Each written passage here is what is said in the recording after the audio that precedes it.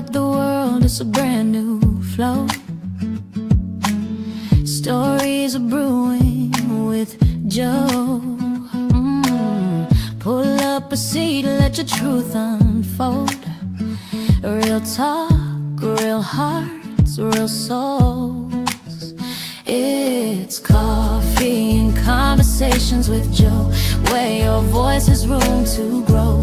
No judgment, just love that flows. Coffee and conversation. Good morning, y'all. Welcome into Coffee and Conversation with, of course, your boy Joe. Like, how y'all doing? We're live this morning right here at the Filter Coffee Parlor. You know, last week we brought you Doug Jones, and this week we have the one and only Dr. Will Boyd is in the building. He's running for governor, okay, of Alabama. I told you guys we're going to make sure that we bring the people to you so you can get informed and make your decision on May the 19th. You know, we used to do a lot of talking before the show. I'm not doing that today. This man needs no introduction. You've seen him around. He's been on radio. He's been on TV. He's been on the podcast. I don't know why he went to the podcast before he came to me, but he's here now. Dr. Will Boyd. Last, right? Welcome to the show. How you doing this morning? I'm honored to be here. Thank you so much. Good, Yes, good. Please call me Will. Will? All right. Yes, sir. Yes, All right. sir. Well, so how's it been going on the campaign trail? Great time. I've been all over the state, traveling somewhere around 1,500 miles a week, just talking to people about basic kitchen table issues. My top three things I'm talking about relate to the economy, to healthcare, and the community. And families just need to know how they can survive in this day and time. And that's what I'm doing to help make sure everybody has a fair shot. I want to ask you this. How is it? How are we feeling? What is the emotions out there right now in Alabama? When you couple tariffs, wars, and attack on healthcare, people feel like they don't have a fighting chance. They feel behind. I've seen the working poor, basically in the motions, going to work, feeling like they can't achieve enough to even retire at the appointed time, right? So it's been rough out there. People are concerned about their future. And I would love to say people are enthusiastic about an election. But sometimes when you're struggling to put food on your table, healthcare bills are piling up, the last thing you care about is another politician, another elected official. So I've been trying to explain it the best way, the best level I can, that I can fight to make sure that they can have a fair shot, an opportunity to succeed. And that's what's been really exciting people about my campaign. This is not an all black campaign. It's more white women. I didn't know you was black. You black? Come on. Wait a minute, let me check. I'll get a memo, they'll let me know. Okay. But it's not an all black campaign, not an all white campaign. It's very diversified, probably more women than men. So it's been an exciting journey, more younger people than older people. So I've been excited about the number of people who are fired up. A number of issues that have gone through the legislature over the last year or two have even excited a whole nother base. So this is not your typical election. It's not. Everything that people thought about who can win is going out of the door. So you was born in North Carolina, correct? South Carolina. Yes, sir. Okay, and you grew up in Illinois? I spent some time there, yes, sir. Okay. I grew up in South Carolina. My dad was the school principal, later on the superintendent. My mom was in nursing, she taught. But thank you so much. Thank you. We're going to stop the interview completely now. No, I want you to go ahead and try this cup of Joe. Go ahead and try the cup of Joe. And you talk about your. Oh my goodness. I didn't know what you think. I'm coming back tomorrow for sure. You like that? It's great. All It's right, awesome. all right. It's awesome. Yeah, I grew up in South Carolina. Went to high school in South Carolina. Went to the University of South Carolina. My wife and I then moved to Illinois. Okay. We had two of our oldest born there. Okay. He's about to finish college, our oldest, in a couple of weeks. Our oldest daughter is in nursing school. And of course, we moved to Illinois later on, and we have a third child. So that's what brought you to Alabama?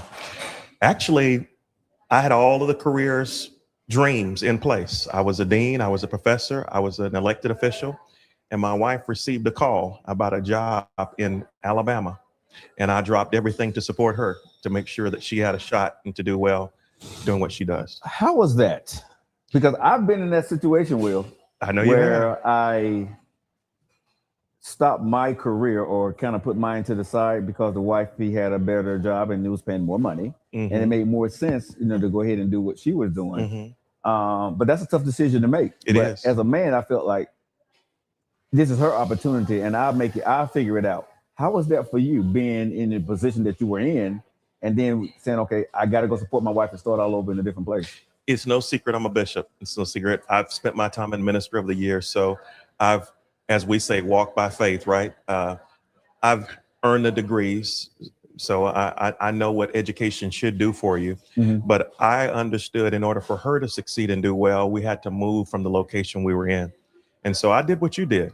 I just stepped out, supported her, and it was a great investment in her. And I hope more males, more men do that. Mm-hmm. Actually, we're in a state, actually, the United States overall has troubled me because of the number of particularly African American women who lost their jobs the last quarter of last year. Mm-hmm. We're talking about a tremendous hit to GDP, a tremendous hit to the income of a state and a nation. So I think we need to support women, wrap our arms around them from a standpoint of support. In Alabama and even in the nation, we're seeing where women are still making 77 cents to every dollar a male counterpart makes. Mm-hmm. So we need more strong men like yourself, like me, to speak up, step up, and fight. Well, I want to go here with you because you're running for governor, right? And I know you ran for some offices prior to this. What made you want to run for governor? I ran for the other offices and was a nominee in each case. Mm-hmm. For the regular elections in 2016, I was a nominee for United States Representative, representing Lauderdale, Limestone, Madison, Morgan, and Jackson counties. Did well in that race. Of course, the Republican Mo Brooks won. In 18, Walt Maddox and I were teamed up. He was the gubernatorial, I was the lieutenant governor candidate, and did well again, but not enough to get over the hump. I was a nominee again. And I was a nominee in 2022 for United States Senate when I ran against Katie Britt. I thought I was done. I thought I'd had enough running around the state, and people say Alabama's a red state, and it's not. It's really a blue state. But I felt I had enough. But people called and said, "Would you consider running again?" I said, "Can't do it, won't do it unless." Put a lot of statements out there, and everything panned out. And of course, they said, "Will you do it?" I said, "Well, if this person's running, that person's running, I'm not going to do it." Eventually, I finally just said yes. And a year ago, I started that journey, and I've been traveling the state of Alabama.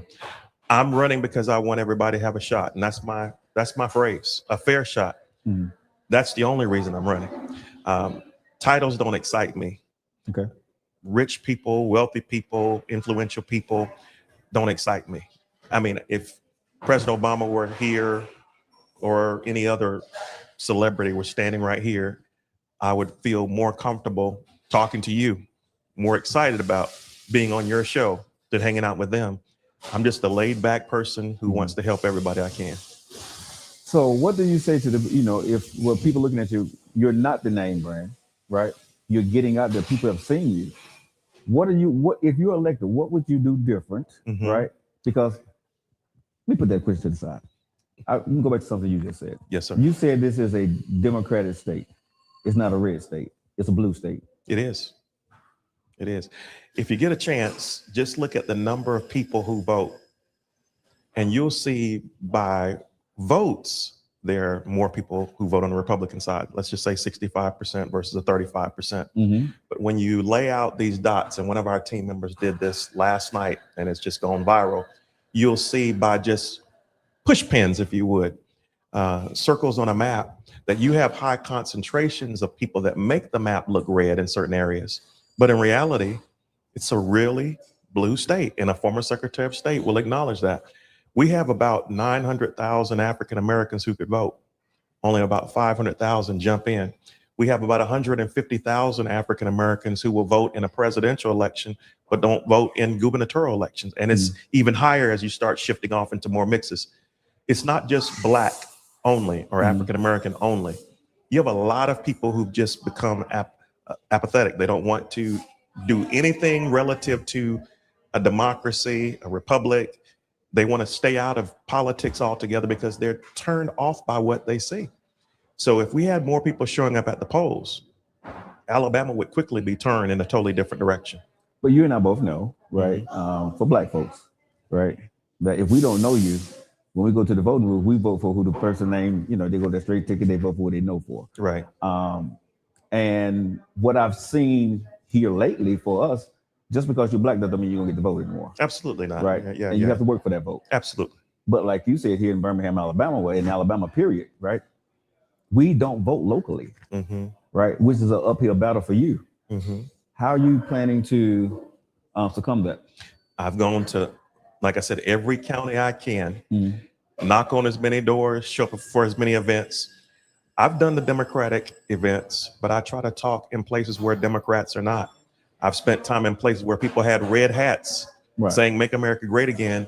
By the time I finished with the 1-minute exchange, they were trying to put my yard signs on their vehicles like bumper stickers, and they were taking my yard signs away to put them in the back of their trucks and take them away to support my campaign. My campaign is not a Democratic platform. It's a platform for all Alabamians. Okay. It's a platform that, again, makes sure we have an expansion of our economy that in effect means more jobs, more high-skilled, higher-paying jobs available in areas, so that ultimately it's not just about workforce development. I want to see where I'll just say the salaries of all Alabamians come up. The average salary, some argue, is about $60,000. Family income is about $60,000. I want that around, I'll say 10 to 15% higher in the next 2 to 3 years. So that means we want people looking at 65,000 to 69,000. When I start explaining how we're going to do that, doesn't matter your background politically, people get excited. When I talk about the expansion of Medicaid and how it's going to cause 282,696 individuals to have health care that don't, people don't stop and think, well, is that a Democratic platform or Republican platform? They say, you know what? If I can get health care, I need it. And what's sad to me, Brother Joe, driving all around this state, is we don't mind spending millions of dollars on one rocket, one missile, to knock down a $35,000 rocket or missile. But we have Lowndes County that hasn't had septic or sewer services the way they should yet, since homes were built in 1986. We have Jefferson County where we're fighting over water rights. We have Chambers County where the water is black. We have Mobile County where they're still dealing with the chemical spill. We have others all over the state who are dealing with other issues that relate to environmental concerns, and yet we let it stay this way. The expansion of Medicaid would only cost us $22.8 million. It gives us a return of $394 million. It gives us 200,000 new jobs, $2 billion in new revenue. So when Will Boyd comes along and says, I can bring $3.3 billion worth of revenues to Alabama by 2028, people say, wait a minute, talk to me about that. So that's how I've been pulling people in. Social media has been effective. I've been endorsed by the Alabama Cannabis Coalition. That's been an interesting journey because that pulled in a whole nother swath of people I was never expecting. Me fighting for women, making sure their rights are there and protected, has brought a whole group of women. So as I go on and on through every county, I typically identify the top 3 challenges. And I talk about how I can fix those challenges. So being an engineer, my undergraduate degree is in mechanical engineering. I've been in and out of the country doing engineering work for small businesses, work for minority-owned businesses, work for businesses that provided products, I'll just say, that go on military vehicles on foreign soil with the Department of Defense. People look at me as a problem solver. And so I tell people, I can fix your problems. Right now, you don't need a lawyer in the governor's chair. You need somebody who understands how to solve problems, an engineer. You need a community organizer, someone who knows what communities need to work, how to make sure there's safety there. And maybe I can talk about my overhaul of the Alabama Department of Corrections later on too, and how I want to go there. But you need somebody who is a pastor and a bishop in a sense, not to preach, not to bring religion into government, but someone who has compassion and understands what service is all about. And that's what I bring to the table that makes me unique from everybody. And everything you said sounds good. But this calls some conversation. Let's have the conversation. Please, that's why I'm here. How do you plan to get that done, right? When this is a Republican state? How you play all these things you're saying sounds great.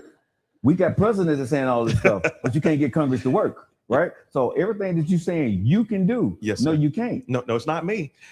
I can actually work through the legislature. I've rarely used the time. But these folks don't know you.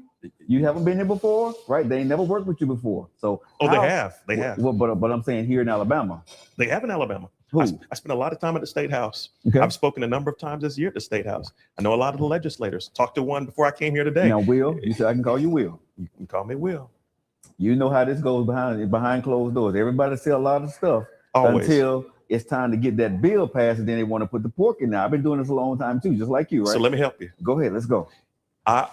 Everything I said to you today will be done, even if we have a Republican legislature that is, let's just say, a supermajority. Everything I'm telling you right now, all $3.3 billion, the expansion of Medicaid, the educational lottery, everything, including the overhaul of the Alabama Department of Corrections, can be done even if we have a Republican supermajority. Do I want there to be a blue wave? Absolutely. But when I talk to people, here's what I do. Let's just use gun legislation as a point. I talk about the fact that in Alabama, we have 3,400 plus people every year affected by gun violence. 1,000 people die, and somewhere around 2,400 people take a gunshot wound and survive. When I talk to Republicans and say, can't we agree that we support the Second Amendment? They do. Can't we agree that we want safe schools? They do.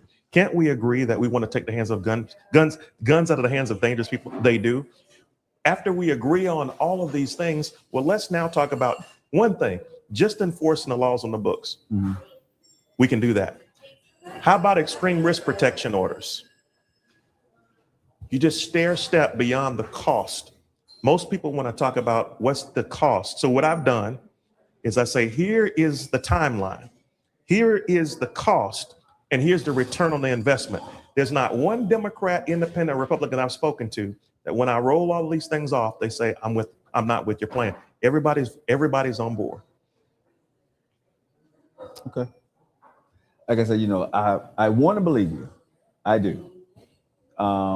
But I've seen so many people say something similar. Not exactly what you said, but something similar.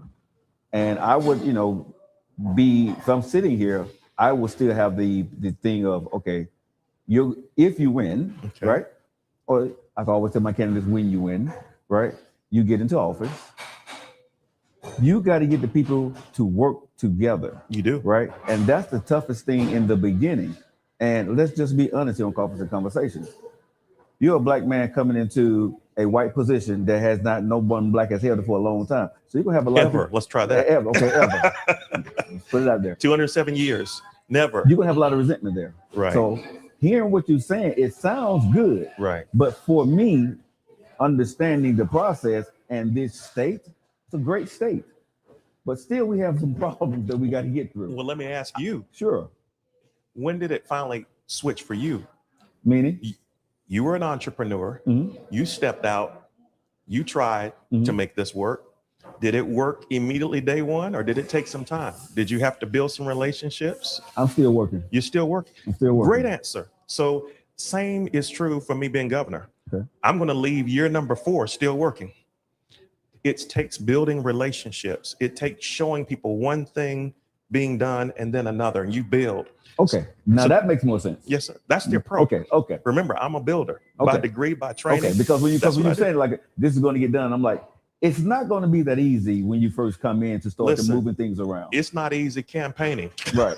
Very true. I may make it look easy, but I'm bouncing around in the 2010 little C300, making sure the fans work, the belts stay on. I'm not going to say it's baling wire and bumper stickers, but I'm holding it together. 233,000 miles plus, right? On the road, 1,500 miles a week. It's not easy at all. Right. It won't be easy when I win the primary, because I have the establishment, might say, where our candidate didn't make it through, but now we're with you. Okay. I recognize that. Okay. All right. So I have to bring them to the table and say, okay, maybe you weren't on my side before, but we're all in it now. When I win the general election, they're going to be half who perhaps said we were Republican or independent. I will tell them, look, maybe you voted for Tommy Tuberville, who, by the way, wanted to spend $1.3 billion on cages or prisons instead of children.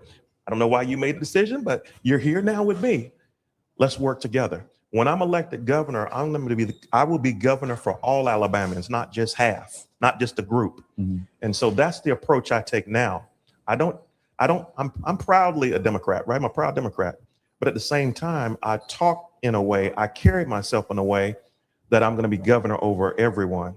To serve everyone is a better term, as I don't like to say over, and I don't like to say I'm somebody superior. So that's the approach I take. It's a very fine line that all the candidates have to walk, especially you, right? In this race, being able to galvanize the Alabamians to understand that you're for them too. It's not a blue, it's not a red or blue, it's not a black or white. It's an Alabamian type thing, right? But we're so divided, Will. We are, and I'm not meaning this because I stay out of politics, but right now, the word politics is toxic. It is toxic. People that are watching this show, people that are here today, people are tired of even talking about politics. They are. Because, not saying you precisely, but politicians have lied so much. They have. And let people down so much that now, right, when you guys come in making these promises and say these things, we're like, yeah, right. You know what I'm saying? So it's tough. And like I said, I've been doing this over the last 13 years, right? Radio and all that good stuff. Right. When I hear the promises, I believe every candidate that sits in a chair that sits for me in front of radio or sits in this chair on Coffee and Conversation, I believe everything you say that you truly want to do. Right. But Will, it's something about y'all. When you get into that office, you get behind that door and you get that title of lieutenant governor, mayor, city councilman. I've been there. You change. I never change. I'm actually, we talking, right? Just me and you. Just me and you. Ain't nobody watching. I wear a wristband that happens to be a purple and gold wristband. I'm one of the brothers of Omega Psi Phi. You start throwing out now. I can't do that because I ain't none of it. Okay. but I'm saying that for a reason. Okay. The people who know me before I pledged and after I pledged know I never changed. Now I'm an Omega man, and I have Omega cardinal principles in my veins, if you would. I talk Omega. I do what Omega does. My dad was Omega, pledged in 64, right? At a historically black college and university. But what I'm saying is, I know when I'm an Omega man, I know when I'm a Q dog, right? I'm not saying there's a difference, but I know how to operate in different places. That aside, I've been the elected official. I was elected first African-American city councilman, first African-American elected in my county in Illinois, where I live. I'm proud of that. Some try to bring up and say, oh, he ran in Illinois. I ran and won. I won a historic election. You know how I won it? People said I could not win. People said the same thing they're saying about this election. I put on my shoes every day after I left the classroom teaching, my office as a dean or whatever it was at the time, and I knocked on every door I could. I want to say almost every door in my city. And I would not be telling an untruth. I knocked on nearly every door after work all day Saturday. And I went to people's door and I said, look, I know you're voting for this person because there are 2 seats that are open. I said, I know you might want to vote for this person, but when you vote for me also. Went to the person at a different sign. I know you're voting for this person, but when you vote for me also. Sometimes I wouldn't see a sign. Would you give me a chance? I've never served in office before, but here's my vision. I did that and I won that election. My team won that election. Okay. And it shook things up. But my point is, I never changed. Same individual. Won't change here. Okay. And Can I tell you my problem since we're go ahead. No, we're talking. Go ahead. Because you're being open about your concerns and you use the term y'all. So you sound more like a South Carolinian there for a second. Y'all. But I try to convince, especially African Americans, and this is a problem.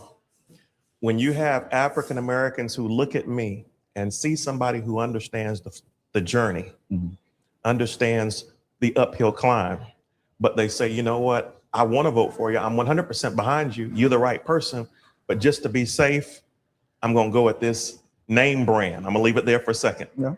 That's about as asinine or silly as saying, I'm going to go with that Mercedes right there, or that Toyota right there, that Honda right there, because of the emblem. You know the emblem, but there might not even be an engine in the car. You know the emblem and the body style, but a fuel line might be broken. It might have worked well 20 years ago, but it might be sputtering and barely able to move now. We have to stop voting against our interests. Everybody wants to vote for a winner, somebody who did it before, because we feel like our vote's gonna be safe that way. Mm-hmm.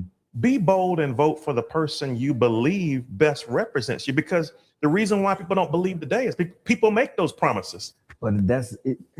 And they get in and win. And I agree with what you're saying, Will. Mm-hmm. But it's very tough for people to believe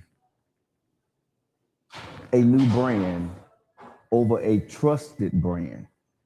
Let's be honest, in the hood, you will see the Mercedes Benz that need whatever it needs instead of somebody getting something reliable, right? Because of the brand. So you're telling me you would rather drive a Mercedes that might not work versus a brand new vehicle that you know has proven itself all over the state or through some rigorous testing? If I was in my 20s, I probably would. Me being a mature man, of course not. So you're gonna drive a broke down car? I hear you. But I'm just being honest though. I'm just being honest. Back fine. When I was young, I went for the flashy things. Not right? flashy. I said new. Well, but I'm saying no. You saying what? If I was young, I mean, right now you're talking about. You younger. said young. I'm saying if you right had now? a choice right now, right, to walk outside, and someone said this car can run and do everything you want it to do, but you didn't recognize the brand, the seal on the front. But this car, I don't know, Velcro, baling wire, bumper stickers, don't know if it runs, but you see the Ford emblem, Mercedes, the Toyota.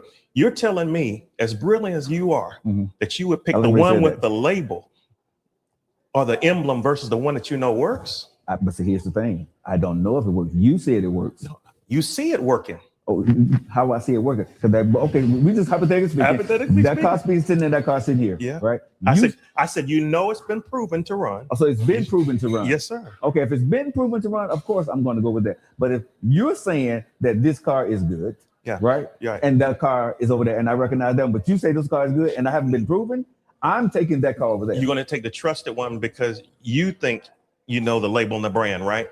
But if I told you it's been proven, and it's just that you never saw the commercial, you never had a chance to meet it because it wasn't in our country or wasn't our county, you can see why that's a problem. And you proved my point. Yeah, but think about what we both saying here during this conversation. We are. It depends on who's saying it. If my mama said it to me or somebody I trust said it to me, that this car is better, I would trust it. Your mama might say the old car is better. So who would you trust? And that's you. The old car is better because it had the emblem. Right. I might say, Mama, I know you're right. You're always right. But I saw this one is tested, and here's what it can do for me now in this season. Right. You're talking about the very issue that is being addressed in this campaign right now. Exactly. You have people who are going with, let's just say, and they're, look, Doug Jones is in this race, but in order, after my name comes Jamel Brown, Yolanda Flowers. I believe you have Doug Jones. Then I believe you have Chad Chig Martin. Then you have former Representative Nathan Mathis. Okay. I'm not afraid to say names. That doesn't bother me at all. Right. I'm saying to you right now, we need to give opportunities to look at both vehicles. I agree. And you're doing that today. So I will, first of all, want to say thank you because you're bringing at least two of us here to talk. The opportunity is not given statewide for this to occur. So what I have to do, because an established vehicle has chosen not to participate in debates, chosen not to go out and participate in these events where we can all talk together for whatever reason. So I'm taking my vehicle out on the streets and I'm proving it to Alabama. And see that right there in this conversation we're having, what makes you different, right?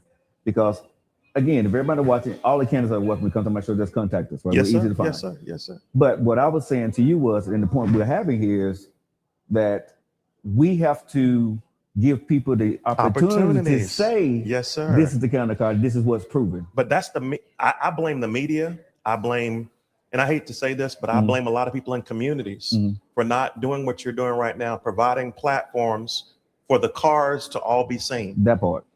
Yeah. So who buys a car based on a 30-second commercial? A lot of people. A lot of people, unfortunately. A lot of people. And what ends up happening to them? They go, they have problems, right? Yeah. The people who are really concerned go to the Carfax. Yeah. They go and look at the history. They go and look at the previous ownership. Mm-hmm. They take time. They don't spend just 2 minutes looking. Sometimes I drive 3 hours, maybe 4, just to speak for 2 or 3 minutes. That's all I have. I have to land the speech Right there, the elevator pitch. Yeah. And fortunately, I've been able to do it, but not everyone can. And I don't think that's fair. Let's leave my election. Let's leave this race alone. I think politics is messed up all over because that's the way we choose to elect our officials. We want to elect based on something quick instead of taking the time and look back at where they are, what they're doing, and how they can move the state forward. And that's why I wanted to open up this platform for you guys to come on so people can get to know you. Thank you. I don't want to ask you your stump speech. They can look online and find your stump speech. Absolutely. I want people to get to know you. I will ask you some stiff questions. I will push back a little bit. Oh, yeah. Because if people sitting there, I wouldn't be doing my job. We got some questions going to be coming to you in the audience. So we're going to open up the microphones in a little while. Yes, sir. So people can talk to you. Hello, audience. So we're definitely going to open up the microphones for you. But I want to go here. So as you're running for the governor, right, and it's getting closer and closer. Right. Will, what is your black rust belt? What is your path to victory here in Birmingham, Alabama? Everybody has a path. What do you need, right, for you to be the nominee after May 19th? This may surprise people, but probably 6 months ago, we ran several simulations. And every simulation we ran had me winning but one. The one I did not win was if I did nothing at all. So even though my name is not mentioned often in newspapers, television, we are on track already for victory. People don't believe that because of that unknown brand, if you want to call it that. But people are tired. I think what has already happened is New York has occurred, Tennessee. I can run through all the elections. People have shown that they want younger, more energetic, more passionate people who are ready to fight. And that is what has caused people to come out and say, we're with you. I have a lot of people that tell me that the organizations that they're part of may want to endorse one person, but they're personally going to come behind me. About 60% of the people who are going to vote in this election are going to be African Americans. About 35 are going to be Caucasians. About 5 are going to be some other group, a mixture, Hispanic, Latina, Asian, Pacific Islanders, etc. In every group, every population, we have spoken to the issues that are important. I've been out on the streets when people had concerns about ICE. People called us and we addressed issues when people were actually injured on the streets and detained. When people had issues related to Alabama Power or even PSC commissioners, I was at the State House. When people had concerns about issues related to HB 445, the hemp ban, not only was I on the ground, I was actually at the State House and even spoke. So I'm willing to show that I may not 100% believe what you believe, but I'm willing to listen and even fight for what you believe, because as governor, this is not, again, me being a religious person sitting in office. This is about me being the chief servant of all people. Your voice matters. I fought when Muslims felt like in my city that they were not being treated well. So we need more people in office who fight for everyone. All right, some people came out to see you today, so we're going to give the microphone to the people out there in the audience. So we got some questions for you. Hello. So they want to talk to you. So let's go to the people in the audience.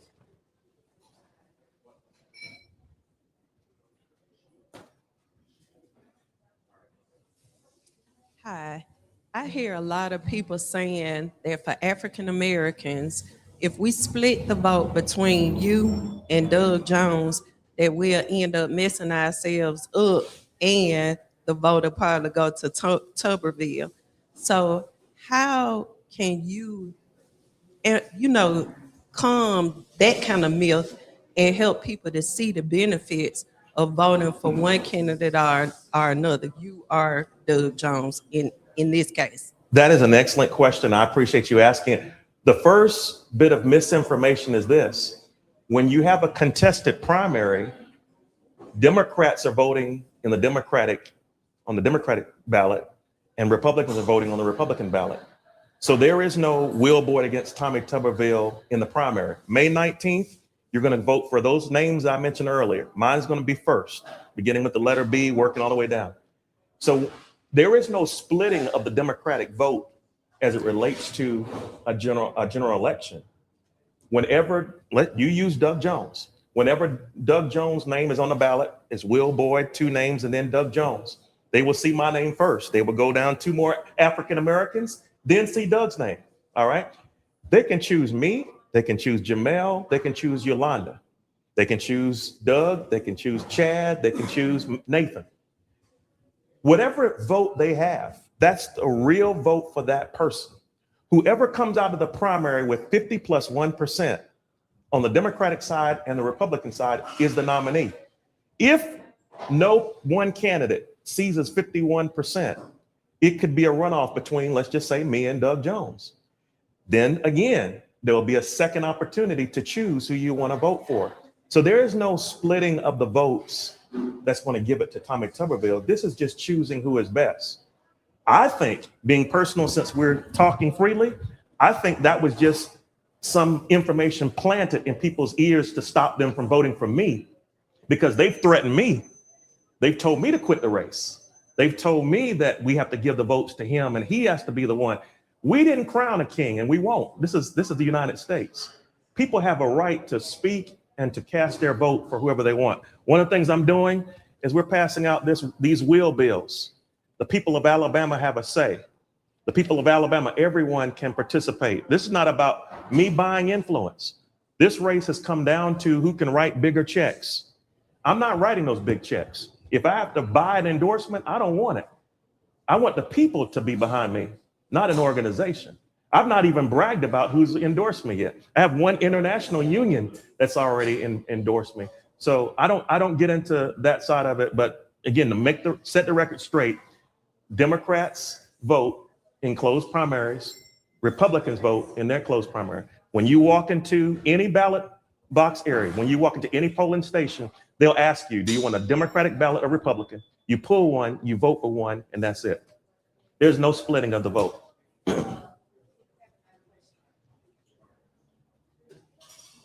Thank you for your question, though. Did I answer it? Okay. Okay. Thank you.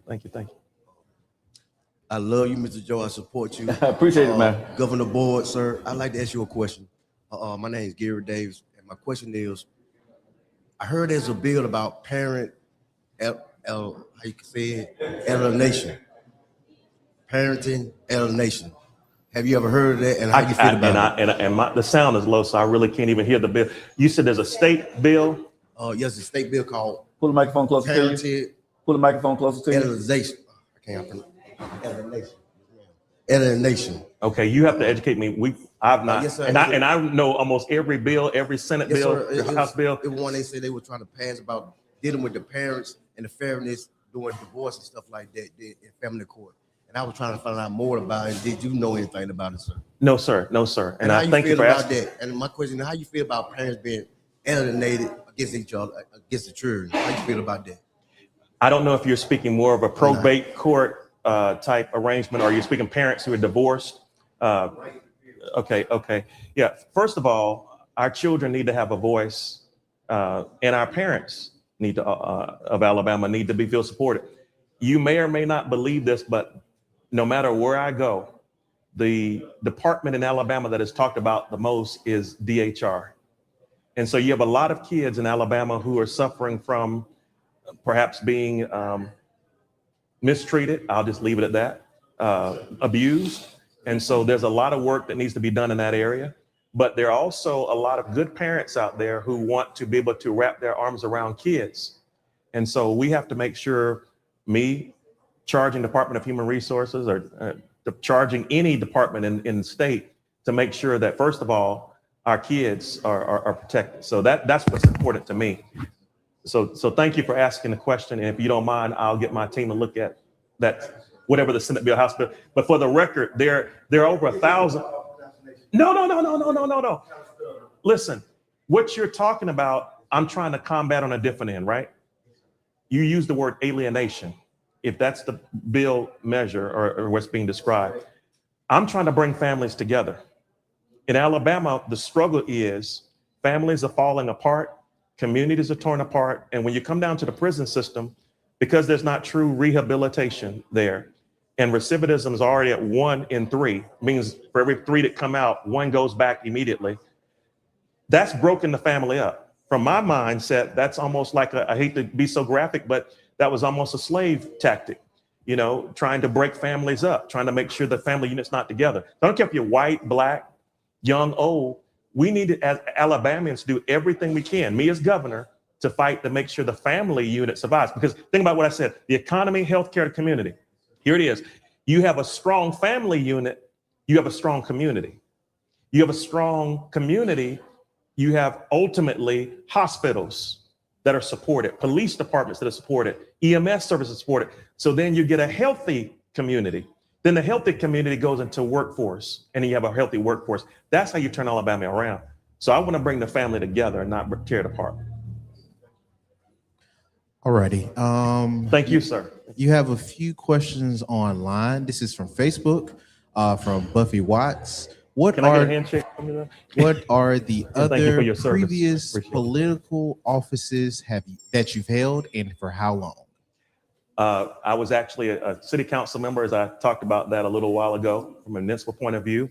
Also served as twice elected the chair of the Lauderdale County Democratic Executive Committee. Also twice elected to the State Democratic Executive Committee. Other appointments that relate to government is I was appointed to the hospital board by a local city council in Lauderdale County. So those are the offices that I held. I was a nominee, as I said earlier, for a United States Representative in 2016. And when I say nominee, that means I won a primary or I was the nominee uncontested. So something was done for me to become the nominee. I was the nominee for lieutenant governor in 18, and I was the nominee for U.S. Senate in 2022. So I have a lot of hats that I've worn. That's just a few.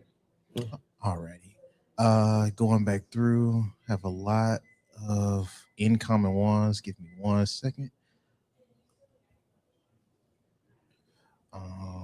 I think this is a question, one from Facebook, Catherine G. What do you think are the top 2 issues for under 50s, and what plans do you have to remedy those issues? The top challenges for people under 50, I'm going to take it all the way back to the beginning. I think it's the fact that we don't have fully funded pre-K in Alabama. We have 40% of our kids enjoying the #1 pre-kindergarten program in the nation. It should be 100% enjoying it. So when the kids get an unstable footing, it's almost like the lights in front of us. The stand's not working properly. It can fall at any time. So we need to make sure our kids are taken care of. So education is a challenge. There's not educational equity there. People are feeling as if, depending on your zip code, you can get a good education, or you might be miseducated. When we work even further to the opportunities after high school or after college, young people are struggling right now. I talked about the need for workforce development. They're struggling to find jobs here. So I want it, instead of brain drain, to have brain gain.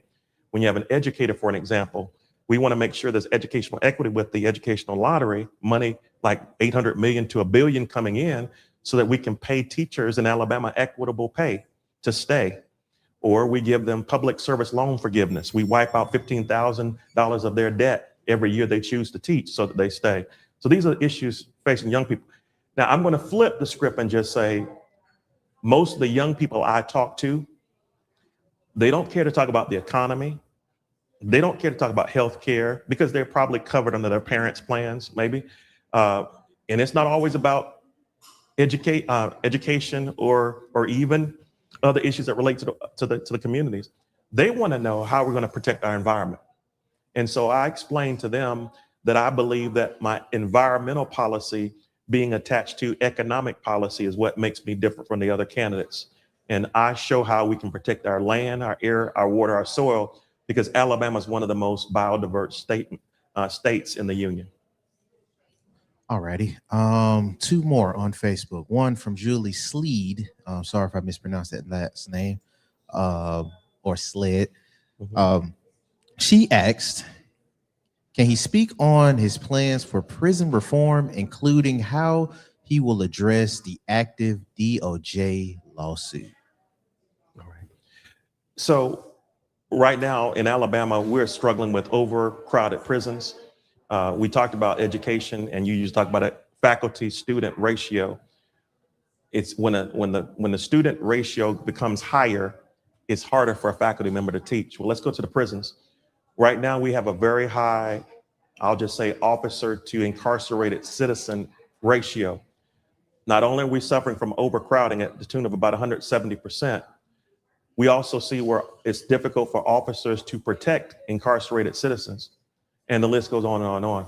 We have to make sure that we do four things. First of all, address what I call a PTSD plan. I want to make sure I let Alabamians know I believe there should be presumptive pardoning for people who are over 55 in prison and don't have a violent crime on their record, and they're hopefully seeking some continued education of some sort. Presumptive pardoning for them.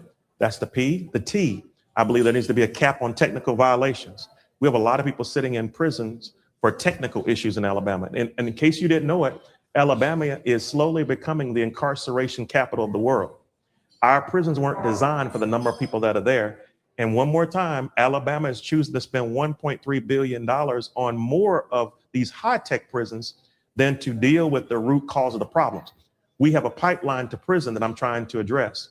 At the federal level, there are only 4 classifications or things that you can do to be considered a violent criminal. In Alabama, there are over 50. That tells you right there that there is a desire to get people into a pipeline where they fight and they don't get out. I know somebody personally who's been in a jail for 2 years in Alabama with no motion for discovery. Make it plain, that means she was sitting in a car when the car was stopped, doesn't have a clue why she's in prison today, and she's been there for 2 years. This is real stuff. It's happening to real people. It's white, black, young, old. The T, technical cap. The S, within 60 days of a person being up for parole, we need to make sure that they have an opportunity to sit before that parole board, which sadly only consists of 3 people.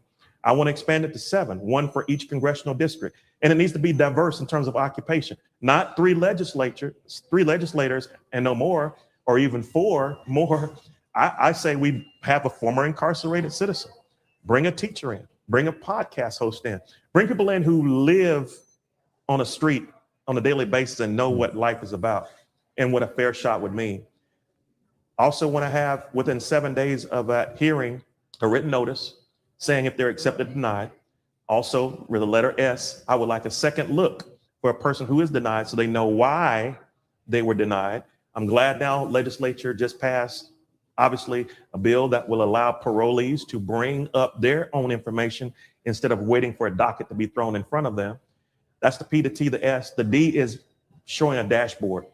I have a plan for our prison system on day 1, what we're going to do to initiate an independent audit, but on 365, we have a dashboard that's rolling that shows where our incarcerated citizens are by facility, whether or not those facilities are providing the mental health services that is needed, whether or not they have everything related to the plan of action they need to be fully rehabilitated.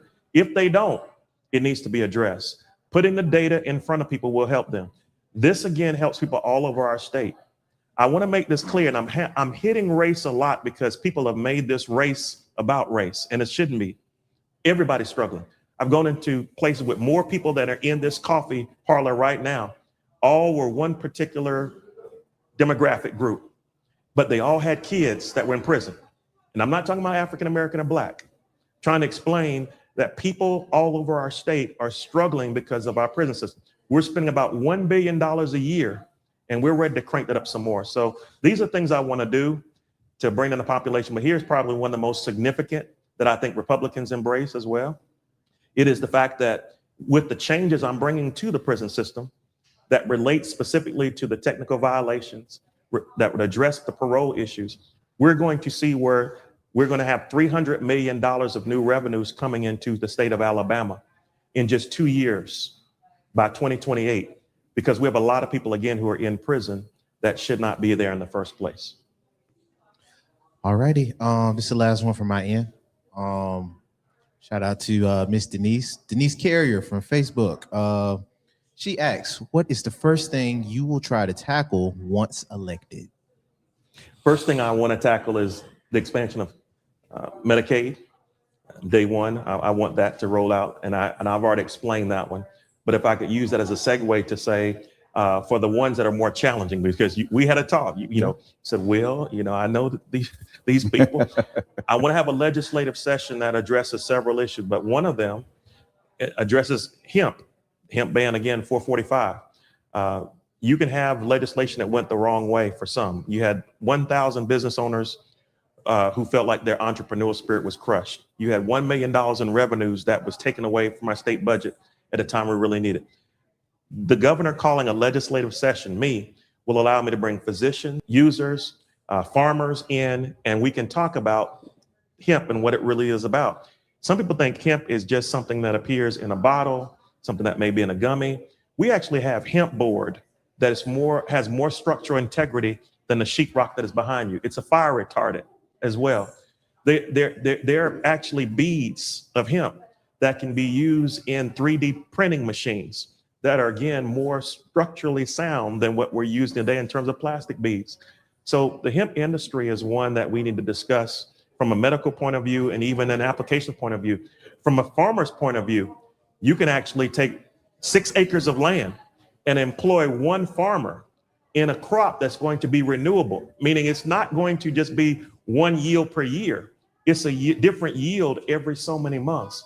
So you can see how revenue streams can be improved in Alabama through just a legislative session. So it's not just healthcare with the expansion of Medicaid. It's what I address with HB 445.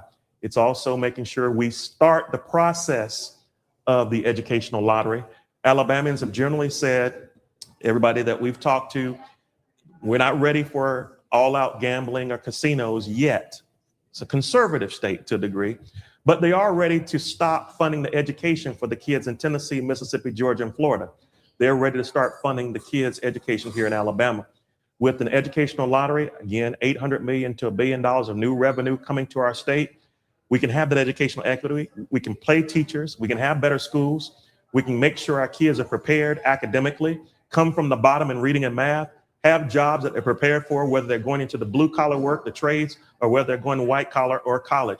These are things that we can do today with that. But again, even with something like the educational lottery, it will take me starting at day one, but it's going to actually take the legislature, 3/5, agreeing that they want to have a constitutional amendment, because right now we see where lotteries are forbidden by the Constitution, 1901. That has to be flipped. Then we have to have a statewide referendum. All the people vote, like our November election. And then after that, that's when I kick in. So those are the things that are most important to me: economy, healthcare, and community. All right. Well, thank you guys for chiming in online. Thanks for the people here and the Coffee Parlor for answering the questions. Back to our conversation. I'm gonna let you get out of here. No, you're good. You're good. I'll stay here as long as you want. I want to go here with you because, you know, we didn't talk a lot about politics. We didn't hit on a lot of different things.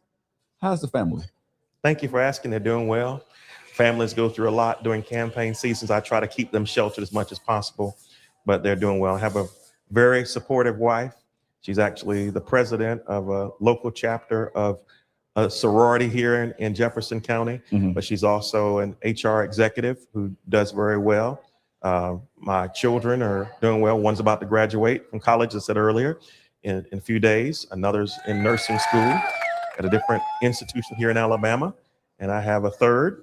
We have a third child who is in middle school and doing well. So the family is well. So, Dad, how is it having a child getting ready to graduate? How's that feeling? It's an amazing feeling. You know, the workplace is a different place. It's challenging now. I've taught people when I was a college professor, you know, students who are seeking to go out and get jobs, that the job you see today may not be there when you get out. Yeah. And so I'm just supporting my son as he's making his final approach and preparing for his landing or takeoff. But in reality, I know that the world is somewhat of a scary place as it relates to employment. So I've just encouraged him to do what he wants to do, what makes him happy. Initially, it was going to become a physician, and then COVID came, and he decided, I want to go in a different direction. Right. So again, I get it, I understand, but I think it's all about pursuing happiness, and that's what I'm working for. Well, we're gonna wish you the best on the campaign trail. I'm gonna get ready to let you get out of here. Before you leave, though, I always ask my guests a few questions. Yes, sir. And the one I love to ask my guests is this one here. I know you're a praying man. I know you're a bishop. Yes, sir. So, never access to a bishop. How do God talk to you, Bishop? Does he talk to you through a voice? Is it a sound? Is it Yes, a sir. feeling? Is it a dream? How does God talk to you? When I spend time reading, praying, meditating, it sounds almost as if you hear yourself from Okay. time to time. Sometimes the Lord blesses us with the opportunities like it was today. On my way here, flying down 459, it happened to be a person just saying, you have this, you're going to make it. Okay. Here's what the word says. Here's what I believe you can do. Wow. And sometimes it's just those still small voices, things you catch. I don't want to say in nature to get people confused, but those are ways that God speaks and he confirms his direction. And I believe even as it relates to this race that I'm doing exactly what he wants me to do. I don't always see in real time what I want to see, Right. but I don't question him at all. Before we get out of here, what would you say to the 13-year-old Will Boyd, looking at where you are today? Mhm. If you could look back at that little 13-year-old, right, and you could whisper in his ear, what would you tell him? 13 years of age was a challenging time for me. Oh, wow. Yes, even though I became at some point in time the president of the student body and won a lot of elections, became a popular person, public figure, I was probably a person who was by myself a lot. Mhm. During that time, I spent a lot of time alone in my room. I was very introverted, even though people think I'm extroverted. And so I would tell the 13-year-old Will, the world is not necessarily a safe place, but put your trust in God. Don't trust all people. Do what you feel is right. Try to strive at being the best servant leader you can. And when you've done all you can, just relax. It's going to be okay. Wow. Well, thank you so much No, thank you, for coming sir. onto the show It's today. been an honor. Let's go ahead and clink these coffees together. And I'm going to turn the show over to you and let you talk to your constituents and tell them anything you want to tell them about your platform, where they can find you, and what they need to do on May 19th for you. Thank you. First of all, thank you so much for allowing me to be here. Thank you, audience. Thank you, listeners. I'm Will Boyd, and I'm seeking to become your next governor of Alabama. If you haven't already, I hope that you can grab one of my Will bills. They're all over the place. You may find one in a Home Depot, in a Walmart. You may find one in your neighborhood grocery store. If someone hands you one, it's just a bill to remind you that your voice matters. On May 19th, I'm asking for your vote. I'm asking for your help. This bill is just something to indicate that this is all about people power, not about money. Your vote counts. And so I'm asking you to check me out. I'm so thankful for this opportunity to speak to you today, to answer your questions, but there's a lot more about me and my platform. Please go to drwillboyd.com, drwillboyd.com. You can learn more about me. That can be your one-stop location. You can see what I did as a dean, as a professor, what I've done as a Christian clinical therapist. You can see what the degrees have helped me to become, but more importantly, what I'm doing to make Alabama a better place. If you would, please consider joining me on Facebook, on YouTube, on Instagram, on TikTok. I'm on about every platform. I'm usually out almost every night of the week. Tonight, I think I'm at Hopewell Baptist. Tomorrow, I think I'm in Calhoun County, and I don't know where I go from there, but please check me out. My message to you as I close is this: Alabama can and Alabama will. With your help, we can turn Alabama around and we can make it much more affordable to get health care, homes, and even child care. We can rely on old systems. You can go at what you think is the safe vote. You can go with the people that you think you already know, but get to know the people on the ballot, not just for governor, but up and down the ballot. Take your time and look at who's running, because it's time for change in Alabama. And I believe it's all on you. Thank you so much in advance for your support. I look forward to serving as the next governor of the state of Alabama. All right, guys, there you have it. We thank you so much for coming out to Coffee Conversation today, whether you're online, whether you're here in the audience with us. And again, I want to make sure everybody understands this is a safe space. I'm inviting all candidates to come on this show and speak. This is not a get you, got you, right? I want Republicans, I want Democrats. If you want to come and speak to the audience, and the people come out and ask you questions, we're open to you. You can get in our inbox. People who know me, people can get at me, call me or whatever. We will do special shows for you to get everybody that we can. Because my goal here on Coffees and Conversations is to get the candidates in front of you so you can ask the question, so you can make an educated choice on May the 19th. That has nothing to do with me. Okay? You know how your boy feel about you, right? I need you to drink that coffee. Go to buyloveyoufirst.com, buyloveyoufirst.com. You know how we do that. But anyway, you know how I feel about you too, right? I love you.